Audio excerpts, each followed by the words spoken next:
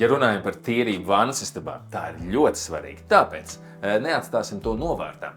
Tad, kad tīram māju, un ir kārta tīrīt vannas istabu, vienmēr izmantojam tādas vienkāršas lietas, varbūt tās ar kokvilnu saudumu lupatiņu vai šādu lupatiņu vai šādu švammīti, bet noteikti skatieties, ka švammītē nav pārāk asa viena puse, jo tā noteikti varētu saskrāt pēc šīs spīdīgās flīzes.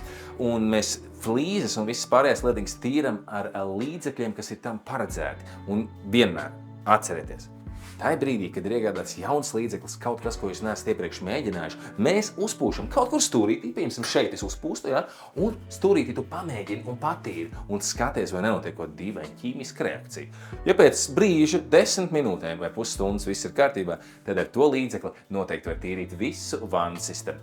Bet, ja ir kādi jautājumi, noteikti vērsieties pie profesionāļiem, jo ir taču arī mājas uzkopšanas servisi.